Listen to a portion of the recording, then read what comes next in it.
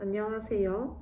제 노마드 유은 채널 구독자 여러분 반갑습니다. 제 채널이 드디어 구독자 550명이 돼서 500명 됐을 쯤에 인사를 드리고 Q&A를 해봐야겠다라고 생각을 했는데 제가 게으르다 보니 어쩌다가 시간이 가고 550명이 됐을 때 이걸 하게 되었습니다. 어쨌든 구독해주시고 시청해주시는 모든 구독자 여러분 감사드리고요. 제가 왜 독일로 왔나?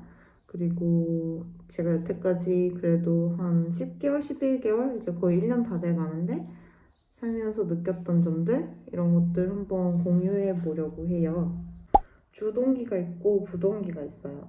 주동기는 제 직업 때문이거든요. 프로덕트 매니저로서 제 커리어를 좀 해외로 확장을 시키고 싶은 욕심이 옛날부터 있었어요. 부동기는 워라밸이 좋은 환경에서 좀 오랫동안 근무를 하고 싶었어요. 워라밸이 지켜지지 않는 환경에서 일을 하다 결국 결혼하고 애 낳고 그만두고 이러고 싶지가 않았거든요. 그리고 그만두지 않더라도 야근을 많이 하고 이런 것들이 이미 좀 지쳐 있었기 때문에 좀 제 직업이 좋은데 어떻게 하면 오랫동안 이 일을 내가 할 수 있을까를 고민하다가 좀 워라밸이 잘 지켜지고 오랫동안 일을 하는 게 잘 정착이 된 유럽권의 나라들에 한번 가봐야겠다라고 생각을 하게 됐어요. 그렇다면 왜 독일이냐? 제가 여러 가지 나라를 선택할 때 조건이 있었거든요. 첫 번째는 접비자를 좀 안정적으로 많이 주는 나라. 두 번째는 제가 그 도시에 살면서 너무 소수자, 이방인으로 느껴지지 않는 나라. 그 다음에 세 번째는 영주권을 그래도 좀 빨리 받을 수 있는 나라. 즉, 좀 안정적으로 살기 위해서 영주권을 받는 게 좋은데 그걸 좀 빨리 쉽게 내주는 나라. 그 다음에 IT적으로 제 직업적으로 커리어를 성장시킬 수 있는 도시. 그리고 마지막으로 제일 중요한 게 한 명이라도 좀 제가 편하게 도움을 받을 수 있는 아는 사람이 있는 도시여야 된다.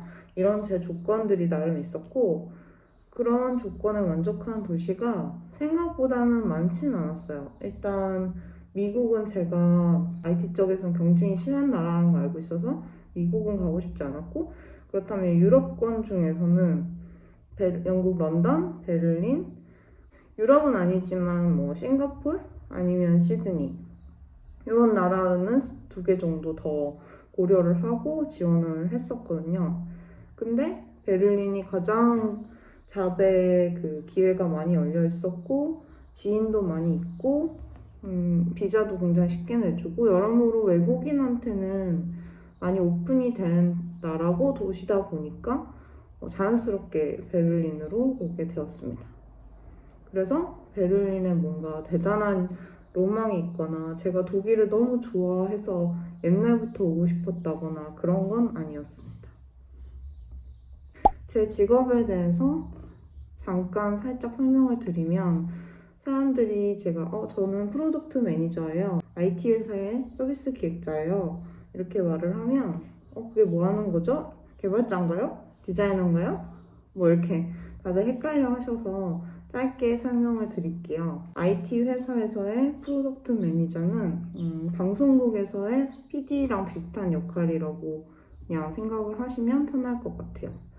방송국의 약간 미션이나 방향성 같은 게 있고 어떤 방송을 구성을 해서 내보낼 거냐 같은 것들을 PD가 시청자의 고객 조사를 해서 이렇게 기획을 하고 제작을 해서 제작 총괄을 해서 이렇게 방송을 내보내고 또 피드백을 받잖아요. 그거를 프로덕트 매니저에 적용을 시킨다면 그 회사 전체의 미션이나 전략이나 사업이 좀 있다면 어떤 디지털 서비스로 제공을 할 것이냐를 고민을 하고 조사를 통해서 검증도 하고 이제 그걸 서비스 혹은 기능으로 만들어서 개발자, 디자이너들이랑 같이 뚝딱뚝딱 만들어서 출시를 하고 고객 피드백 받아서 또 발전을 시키고 계속 이런 역할을 총괄을 하는 사람을 프로덕트 매니저라고 저는 생각을 하고 이게 가장 이해하기 쉬울 것 같아서 방송국 PD와 좀 비교를 해봤습니다.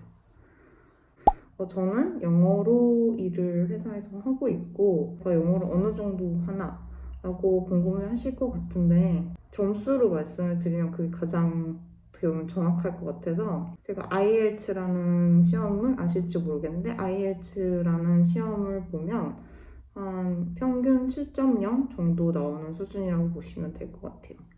만점이 9.0이니까 한참 만점까지는 많이 나왔고요. 네이티브 정도도 아니고 그렇다고 아주 못하는 정도도 아니고 일상 대화도 충분히 가능한데 좀 어떤 어려운 주제나 그런 거에 대해서 조리 있게 막 설득을 하고 제 의견을 펼쳐야 될 때 좀 버벅버벅 되는 스타일이라고 보시면 될 것 같아요. 그래서 아직도 고민입니다. 독일어는 못합니다. 독일어는 하나도 못했고 지금은 11개월이 지났으니까 딱 그냥 커피 주문할 수 있는 정도만 합니다. 그래서 거의 못한다고 보시면 돼요. 독일어를 못해서 불편한 점은 초창기에 정착할 땐 있었어요. 이삿짐 센터에서 전화가 왔는데 갑자기 독일어를 하는데 그 이삿짐 센터 분들은 또 이주 노동자다 보니까 영어를 못 하시는 거예요. 독일어밖에 못 하시고 근데 저는 또 독일어 못하고 이럴 때 좀 난감하고 그래서 처음 정착할 때 여러 번 그런 독일어 못해서 난감한 케이스들이 특히 전화 통화할 때 있었는데요. 지금은 모든 게 이제 정착이 되고 하루 일상이라는 게 그냥 아침에 일어나서 재택근무하다가 점심 먹다가 장 보고 와가지고 뭐 산책하고 이런 정도기 때문에 사실 독일어를 못해서 불편한 게 너무 없습니다. 그게 또 문제라면 문제고요. 친구들도 여기서 오래 산 한국 친구들이랑 놀거나 아니면 외국 친구들을 사귀어서 노는데 그 친구들은 영어를 워낙 잘해서 그 친구들이 그냥 영어로 하는 걸 굉장히 편하게 생각하기 때문에 뭐 유럽 친구들 다 영어로 대화를 하고 충분히 친해질 수 있다 보니까 또 독일어를 해야 되는 동기가 또 떨어지게 되는 것 같아요. 그렇지만 결국은 오래 살 거면 해야 된다고 생각하고 있습니다. 장점은 개인적으로 첫 번째는 사람들이 다 좀 여유가 있어요. 워라밸이 좋다 보니까 여기는 휴가 가고 여가 생활을 즐기는데 사람들이 굉장히 그거의 가치를 굉장히 중요하게 생각해요. 일을 엄청나게 열심히 해서 뭔가 엄청난 걸 이루려고 하기보다는 내 여가 시간 충분히 잘 보내고 가족들이랑 보내고 행복하게 사는 걸 좀 더 중요한 가치로 여기는 사람들이 유럽이나 독일은 더 많은 것 같아요. 그러다 보니까 여가 생활이 아무래도 더 보장이 자연스럽게 될 수밖에 없고 놀러 다니는 게 뭐 눈치 보이거나 전혀 그렇지 않은 거죠. 친구들이 확실히 많아지고 같이 주말마다 놀 수 있어서 훨씬 행복합니다. 그다음에 두 번째는 공기랑 자연이 진짜 무시 못할 만큼 좋아서 제가 원래 백지수표님 채널 보시는 분들 알겠지만 제가 원래 뭐 윤 실장 아토피 있다 이런 얘기 백지가 여러 번 했었는데 제가 아토피가 여기 와서 진짜 다 나왔어요. 뭐 4, 5년을 고생해서 약을 발라도 한국에서 안 나왔던 아토피가 여기 와서는 나왔습니다. 뭐 한국 사람으로서 여기 사는 게 외롭거나 뭐 음식 같은 거 힘들지 않나요? 라고 했을 때 저는 전혀 힘들지 않고요. 편하게 아시아마트 가서 장 봐와서 다 한국 음식 해먹고 별로 불편한 점은 없습니다. 오히려 한국에서 없었던 식기세척기가 있어서 밥을 더 잘 해먹고 있어서 행복합니다. 네 번째, 베를린은 워낙 외국인이 많다 보니까 제가 소수자다 이런 느낌이 별로 없어요. 진짜로. 회사도 독일 사람이 뭐 한 30% 정도밖에 안 되는 것 같아요. 다 외국인이고 시댁을 나가도 다 외국인들이고 그런 부분에서 좀 마음이 편하다? 그런 것 같아요. 저는 한 인종이 너무 압도적으로 많은 나라는 제가 좀 불편하게 여기는 것 같아요. 심지어 한국도 그랬어요. 한국도 한국인이 압도적으로 많잖아요. 그 말인즉슨 한 정서가 압도적으로, 한 문화가 압도적으로 세다는 얘기거든요.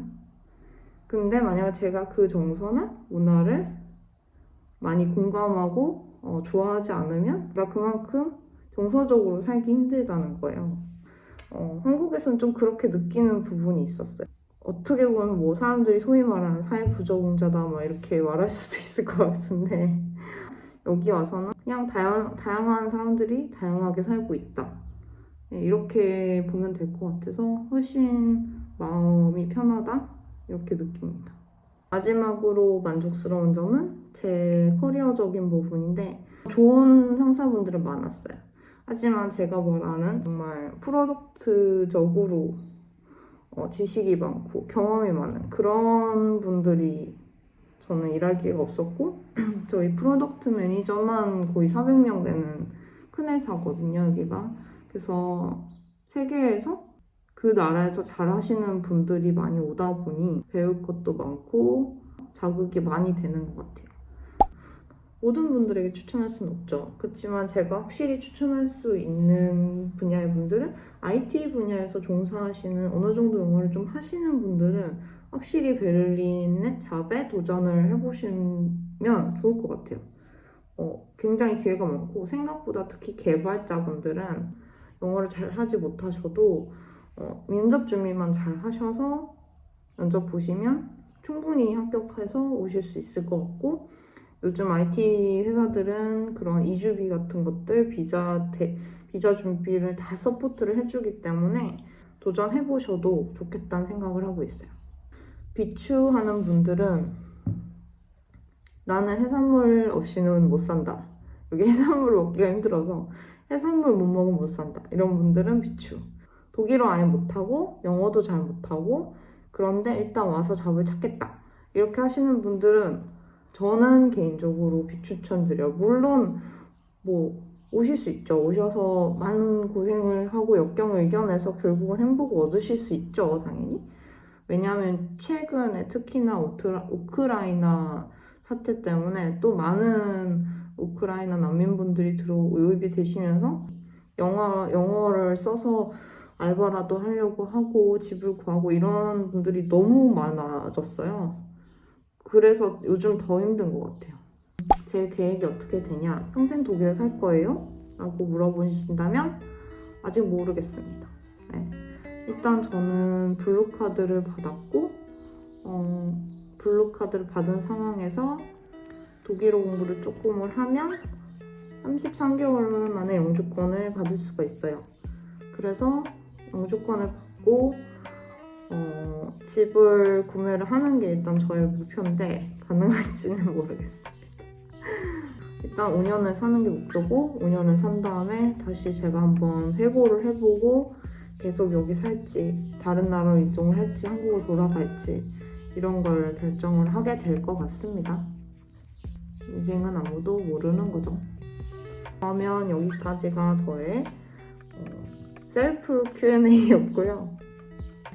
추가로 궁금한 점이 있으시다면 아래 댓글로 남겨주시고요. 좋아요, 구독, 알람 설정 부탁드립니다. 그러면 여러분 다음 주에 봬요.